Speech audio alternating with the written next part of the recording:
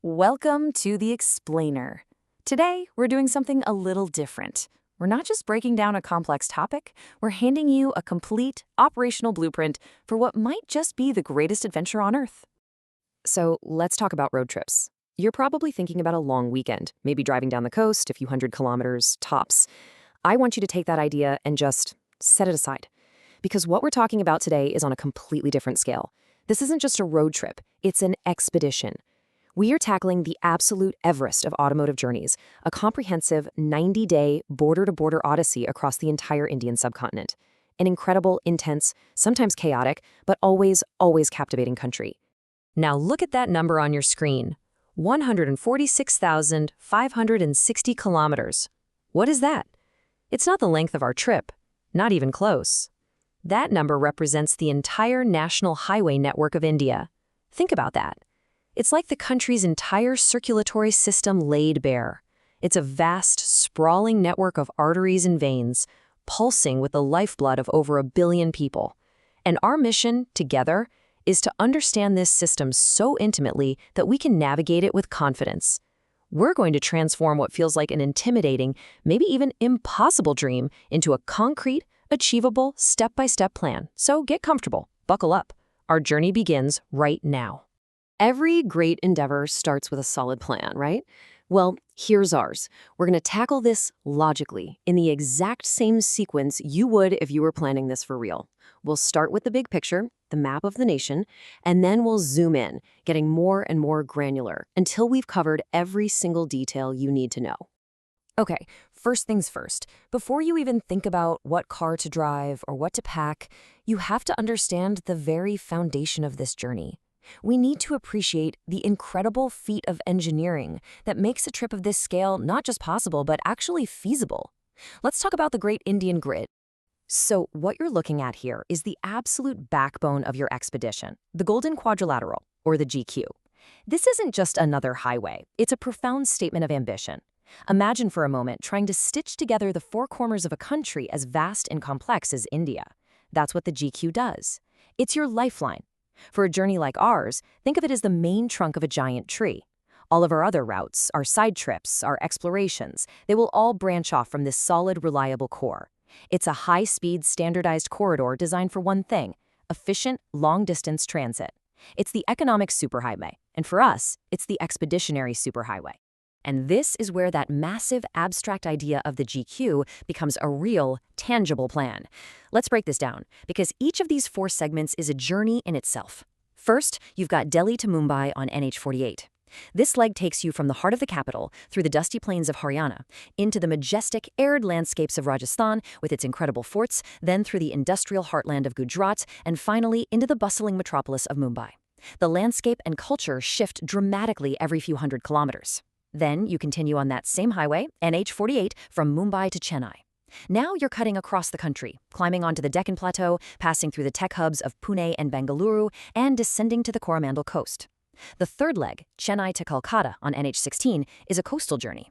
You're hugging the Bay of Bengal, crossing the massive river deltas of the Godavari and Mahanadi, and you have to be mindful of the weather here, especially during cyclone season. It's a lush, green, and humid drive. And finally, the last leg, Kolkata to Delhi. This takes you back into the historic heartland of India, through the mineral-rich state of Uttarakhand, across the vast Gangetic plain of Bihar and Uttar Pradesh, passing ancient cities like Varanasi, before arriving back in Delhi. You see? It's not just a road, it's a cross-section of the entire nation. Now, if the Golden Quadrilateral is the trunk of our tree, these two corridors are the massive primary limbs that allow us to reach the very edges of the canopy. The GQ is a loop, but these corridors transform that loop into a true grid. The north-south corridor, just think about this. It runs from Srinagar in the Himalayas all the way down to Kanyakumari, the southernmost tip of the Indian peninsula, where 3 oceans meet. That's a 4,000-kilometer journey where you will experience every single climate zone India has to offer. You start in a place that sees snow, and you end in the humid tropics. The languages, the food, the faces, everything changes. The east-west corridor is just as epic. It connects Silchar deep in the lush green northeast with Porbandar on the arid coast of Gujarat. You're essentially driving from the start of the monsoon's journey to the edge of the desert. It is this grid, the GQ plus these two corridors, that truly opens up the entire country for exploration. All right, we have our map. We understand the vast network of roads we're going to be traveling on. Now, let's talk about the single most critical piece of hardware for this entire operation, your vehicle. And I want you to stop thinking of it as a car. For the next 3 months, it is your life support system. Let's be crystal clear. This is not your average daily commute. A 20,000-kilometer pan-India journey is one of the most brutal tests you can put a vehicle through. It's a relentless assault. We're talking about thermal stress, with ambient temperatures swinging from a scorching 45 degrees Celsius in the Thar Desert to a bone-chilling -10 degrees at a high-altitude pass in Ladakh. We're talking about mechanical stress, from navigating pothole-ridden rural roads to hours of climbing steep mountain grades. And we're talking about environmental stress, fine desert dust that gets into everything, corrosive coastal humidity, and the thin air of the Himalayas. This is a trial by fire, water, and ice. Only a vehicle that has been professionally and meticulously prepared has any chance of making it through without a critical failure. So this checklist, this is not just a bunch of friendly suggestions. This is your risk mitigation strategy, pure and simple. Let's dig into why these numbers matter so much. That 3mm minimum for brake pad thickness, that's not arbitrary. When you're coming down from a 17,000-foot pass, you are converting an enormous amount of potential energy into heat right into your brake system. Thin pads can't dissipate that heat fast enough. They overheat, the brake fluid can boil, and suddenly, you have no brakes. Your life literally depends on that 3mm of material. Or look at the battery voltage. A battery is a chemical reaction. In the cold, that reaction slows down. At high altitude, the air is thinner, so your engine needs more revolutions to suck in enough oxygen to start. A weak battery in those conditions is the difference between driving away and being stranded in a remote, freezing environment. Every single item on this list is a lesson written in the breakdowns of those who came before you. Now let's elevate this from a checklist to a philosophy. It's not just about what you check, but why you check it. Synthetic oil, for example. Why is it mandatory? Because at a molecular level, it's uniform, it's engineered. Conventional oil is made of hydrocarbon chains of all different lengths. Under extreme heat, the shorter chains burn off, the oil loses viscosity, and it stops protecting your engine. Synthetic oil resists that breakdown. The 50-50 coolant mix. Pure water boils at 100 degrees Celsius. But a 50-50 mix of coolant and water raises that boiling point significantly, preventing your engine from overheating during a hot day's climb. Engine braking? That's about using your engine's own compression to slow the car down on long descents, saving your service brakes for when you really need them. It's a fundamental mountain driving technique. These aren't just tips, they're the laws of physics and engineering that will govern your safety on this journey. Okay, your machine is now a fortress on wheels, prepared for anything. Your mindset is right, you're ready to go. But even the best prepared vehicle runs on fuel, and the driver runs on food and needs a place to sleep. So let's talk about money. Let's design the economic architecture of this expedition. Take a good look at this chart. It tells a very important story. A full 75% of your total budget, 3/4 of every rupee you spend, is going to go to just two things: putting fuel in your tank and putting a roof over your head at night. Now, the cost of fuel is more or less fixed. It doesn't vary that much across the country. But accommodation, that 50% chunk, is where you have the most control. And the choices you make here will fundamentally define the entire nature, the entire character of your trip. And this slide really brings that point home. We're looking at two completely different realities here. On the left, you have the budget or backpacker style. Your daily spend is a few thousand rupees. You're staying in simple guest houses, homestays, maybe hostels. You're eating at local dabas and street stalls. Your total trip cost is maybe 3 lakh rupees. On the right, the luxury approach. Your daily spend is 10 times that. You're staying in restored palaces, heritage properties, and high-end hotels. You're dining in fine restaurants. Your total costs could easily exceed 20 lakh rupees. Now, here's the crucial thing. Neither of these is right or wrong. Both are perfectly valid ways to see India. But they are, in essence, two fundamentally different journeys. You have to decide which one you're on before you even leave, because it dictates everything about your financial planning. Okay, let's talk about one of the single biggest quality of life improvements for Indian drivers in the last decade: FASTag. Honestly, it is impossible to overstate what a complete game changer this system is. It's an RFID sticker on your windshield that automatically pays your tolls as you drive through. For those who remember the old way, the kilometer-long queues of trucks, the fumbling for exact change, the arguments, the wasted time baking in the sun, FASTag is nothing short of a revolution. For a long-distance traveler, this isn't just a convenience. It's a strategic tool that saves you hours every single day. And, as we're about to see, a significant amount of money. Now, this is where we get strategic. Forget the monthly pass. That's for commuters. For an expedition like this, the annual pass is an absolute no-brainer.